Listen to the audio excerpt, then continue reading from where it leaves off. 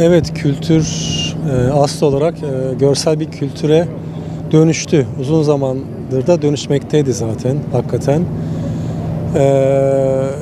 Bir yerde bunun avantajları var ama dezavantajları da çok fazla bence. Görsel kültürün tabii televizyon ve internet boyutunu veya değişik film platformlarını da internetteki hesaba katacak olursak insan hayatının 24 saatini doldurmaktan öte tek tek bütün o kanalları düşündüğünüzde 24 çarpı kaç oluyor? Bir de bunu hesaba katıp hakikaten çok enflasyonist bir durum ortaya çıkıyor. Üstüne üstlük de bu imge bombardımanında insanın yaratılışına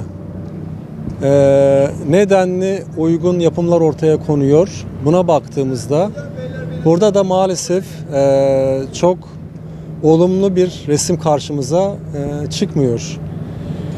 Aksine gitgide artan bir dozda hakikaten bizim fıtri yapımızı yıpratan, rencide eden, zedeleyen, gitgide tahrip etmeye yönelik çok değişik göndermeleri olan, subliminal okumaları olan, belli sembolleri olan, satır arası yine okumalar olan değişik imgeler ortaya konuyor ve böylece yavaş yavaş insan sahip olduğu değerlerden veya ahlak bütünlüğünden uzaklaşacak şekilde maalesef etkilenmeye başlıyor. Üstelik de tabii belki evet notlamalar falan yapılabiliyor bu yapımlarda. Bir yerde 7 artı falan 13 artı gibi. Ama internet ortamına düştüğü an aslında bunlar geçersiz kalıyor. Yani o bakımdan yaş grubunu kestiremediğiniz bir topluluğa her türlü imgelem bir şekilde akıyor. Ve maalesef değerler skalasında da hem insani değerler hem toplum değerleri, yeryüzündeki varoluşumuzu anlamlandıran değerler anlamında da bunların pek gözetilmediğini, gitgide ters yüz edilmeye çalışıldığını, dolayısıyla aslında bizi yaralayan, ruhumuzu, kalbimizi nasıl diyelim belki de karartmaya dönük bir zihniyet çalışması var. Yani bir algı yönetimi var. Burada da tabii şöyle bir şey söz konusu. Bunlar bir yerde işte fikri üretim, sanatsal çalışma, kültür çalışmaları olarak ele alındığında, o çerçevede bakıldığında bir özgürlük alanıyla kıyaslanıyor ve bu çalışmaları yapan herkesin sonsuz özgürlük içinde hareket edebileceği kaygısıyla yaklaşılıyor bu çalışmalara. O zaman tabii bu özgürlüğün biraz niteliği sorgulanmalı diye düşünüyorum. Çünkü herkesin bir kendi özgürlük alanı var.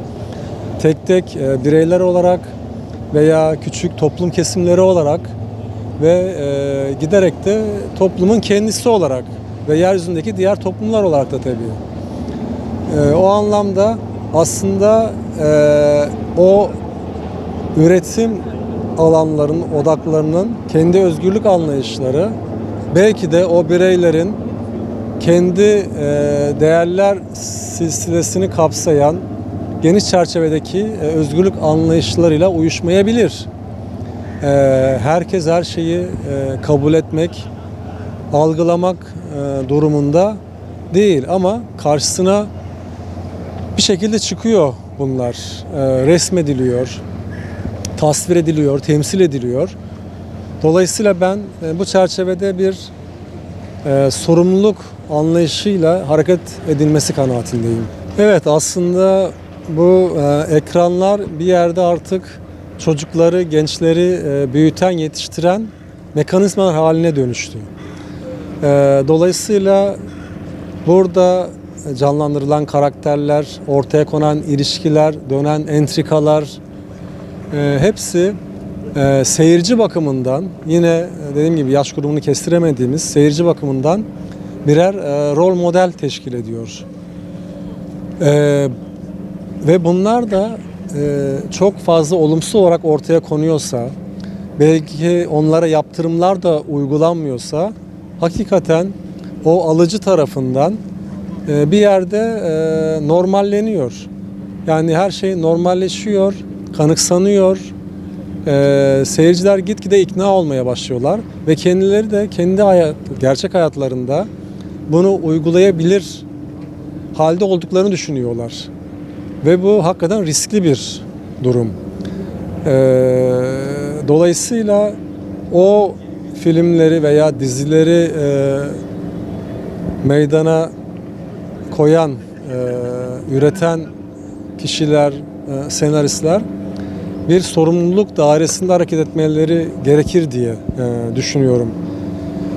İçinde yaşadıkları toplumsal çevreyi, o toplumun değerlerini, insan haklarını, insan gerçeğini, varoluşsal durumları çok iyi göz önüne almalılar, hesaba katmalılar.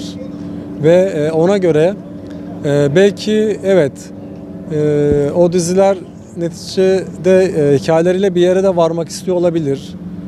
Sonunda olumlu bir şey çıkabilir ama o olumluya giden yolda çok fazla olumsuzluğu, şiddeti, açıklığı falan sergilerseniz inanın sizin sonunda ortaya koyduğunuz olumlu bir değeri, bir kıymet harbiyesi kalmıyor. Çünkü ona giden yolda o kadar çok olumsuzluğu, ifsad edici hali ortaya koyuyorsunuz ki, diyaloğu ortaya koyuyorsunuz ki zaten yapmak istediğiniz şeyi siz daha yoldayken yıkmaya başlıyorsunuz bir yandan da. O bakımdan bu bir tür manipülasyona dönüşüyor bence. Bir duygu sömürüsüne dönüşüyor. Ve siz o belli bir ekonomik değere sahip diziyi ayakta tutabilmek için aslında seyircinin duygularını sömürmeye başlıyorsunuz. Ve bir tüketim malzemesi haline getiriyorsunuz. Hem kendi üretiminizi hem de seyircileri.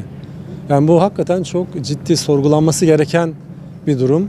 Ve bu tüketim olgusu değerleri tükettiği gibi aslında zamanı da tüketiyor, enerjiyi de tüketiyor. İnsanın beynini, zihni dağarcığını da tüketiyor.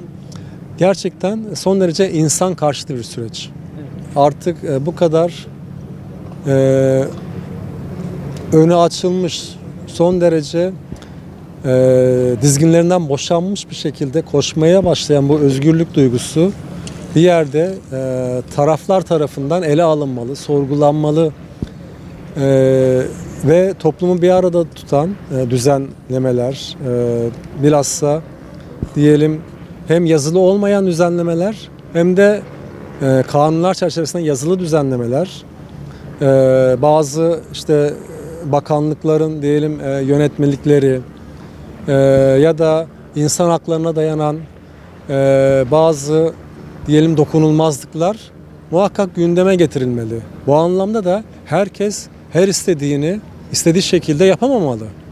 Çünkü onun özgürlük adına yaptığı şey, biz bunu da bilemiyoruz tabii, ticari bir kaygıyla mı yapılıyor? Ekonomik bir getirim bekleniyor bundan. Veya bir sömürü algı yönetimi olarak, yönlendirme olarak mı ortaya konuyor? Bunları okumak o kadar kolay değil.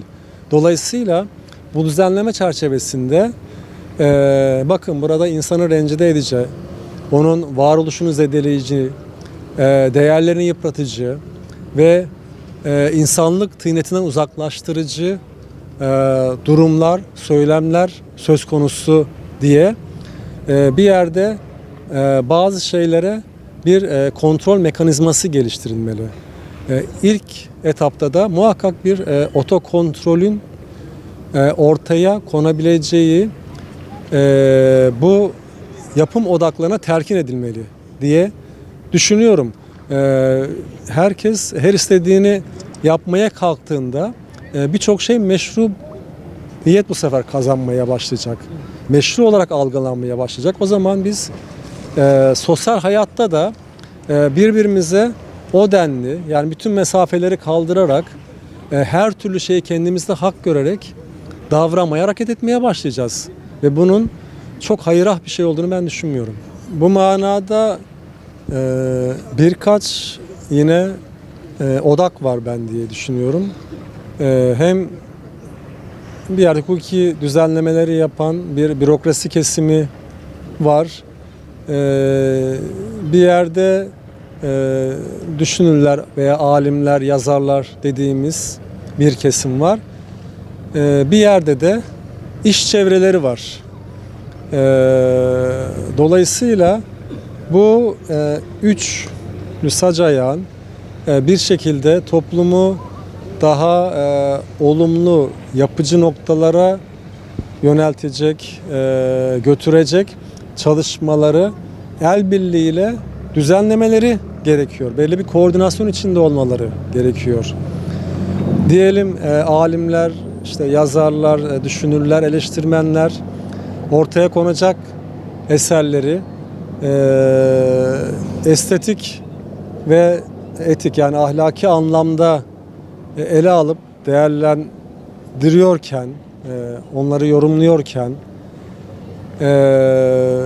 belli diyelim ifadelerde bulunuyorken, bir söylem geliştiriyorken, iş çevreleri de buralar hakikaten bu yapıcı ve daha diyelim toplum ruhuna uygun eserler ortaya çıkarıcı yönelimlere destek olmalılar. Bir fiil maddi bir yekün ayırmalılar muhakkak ki. Üstelik de bunun belki de ilk etapta zarar uğrayabileceğini dahi düşünerek, ama bu insanın yetişmesinde çok önemli bir merhale olacaktır. Bürokrasi çevresi de o işte hukuki çerçeveyi çok iyi ortaya koymalı ve toplum için var olduğunu düşünerek o toplum ruhunu zedeleyen, kişilik haklarına bir yerde riayet etmeyen, gitgide tahkir edici olan veya bir sorumluluk çerçevesinde davranmayan eserlere belli ikaz mekanizmaları geliştirmeliler diye düşünüyorum. O anlamda insanlar zaten hem kendi durdukları yeri hem de alıcıları, yani seyircileri, sinema veya diziler üzerinde konuşuyorsak, düşündüklerinde aslında pekala bunlar hali yoluna girebilir diye düşünüyorum. Yani fazlalıklar veya eksiklikler giderilmeye çalışıldığında inanın o optimum düzlem kazanılacaktır, kendiliğinden ortaya çıkacaktır.